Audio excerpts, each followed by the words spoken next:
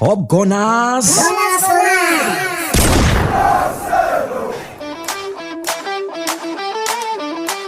It's time to appreciate what Arteta has done with Arsenal.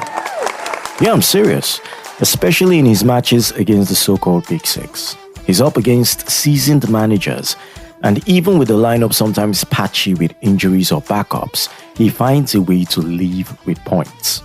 Look, this is his 14th straight game against top teams without defeat. I'm referring to the match against Liverpool. And that is consistency. Years back, Arsenal felt like easy points for these clubs. We'd see lopsided scorelines, especially away. But Arteta has flipped the script. These days, he's setting up the squad with tactics that aren't just defensive or survival mode. They're smart and calculated. Almost Mourinho-esque, but with an Arsenal twist. Even when the full squad is not available, you see Arteta adjusting, throwing in players out of their natural roles, and still coming out unscathed. The narrative around Arteta should be of a manager who's been resilient, who's building a mentality in this squad that says, we don't fold under pressure. Yet some call him an off-brand Mourinho, or say he parks the bus. It's funny how when other managers adapt and grind out results, they're tactical masterminds. But Arteta, he's labeled differently. Arsenal is no longer an easy day out for any big team, and that's because of Arteta's grit and evolution as a manager. So let's give him credit where it's due. This guy is here to challenge, and he's making sure Arsenal are no longer the soft touch they once were.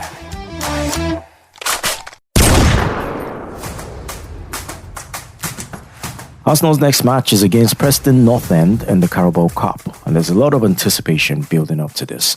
Mikel Arteta had his pre-match conference where he shared some insights that all Gunners should know as we head into this fixture. We have some updates on the squad. Gabriel's knee injury looked more promising than initially thought, which is great news.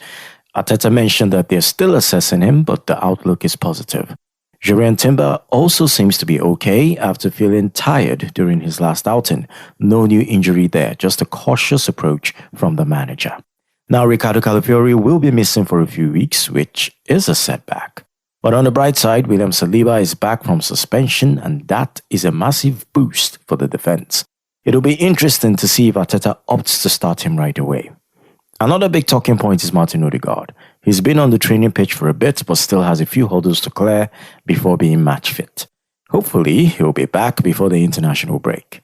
Arteta is keen on balancing squad rotation while still putting out a competitive team, especially with a tough schedule ahead. The Carabao Cup is essential not just for silverware, but for maintaining that winning mentality. Arteta stressed how crucial it is to compete in every match, and given our recent performances, that is the mindset we need. With regards to the lineup, Arteta hinted at giving chances to players who haven't had much game time, which is good. It's their opportunity to shine and prove they deserve a spot in the starting 11. The players need to step up and impact the game positively when given the chance. And let's not forget the off-pitch matters. Yes, Arteta recently attended the Global Gift Gala, showcasing the club's commitment to social causes, and he stressed the importance of sustained efforts in supporting children and families in need, showcasing the club's values beyond just football.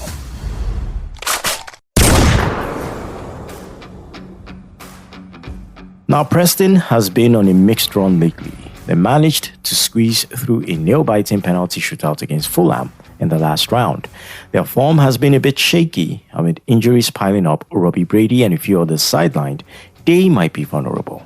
For Arsenal, it's a chance to allow our Smolidem to shine. Mikel Arteta is expected to mix things up with the lineup, giving guys like Ethan Nwaneri a chance.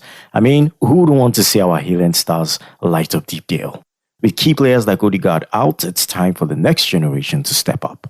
Looking back at our previous cup runs, it hasn't always been smooth sailing under Arteta. We've had our fair share of disappointments, but this feels like a good opportunity. A chance to assert our dominance in a competition we should be aiming to win.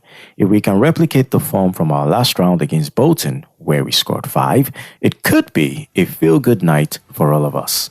I'm predicting a solid 2-0 victory for the Gunners. We've got a point to prove, and with the young guns eager to make an impression, I can't see Preston pulling off an upset.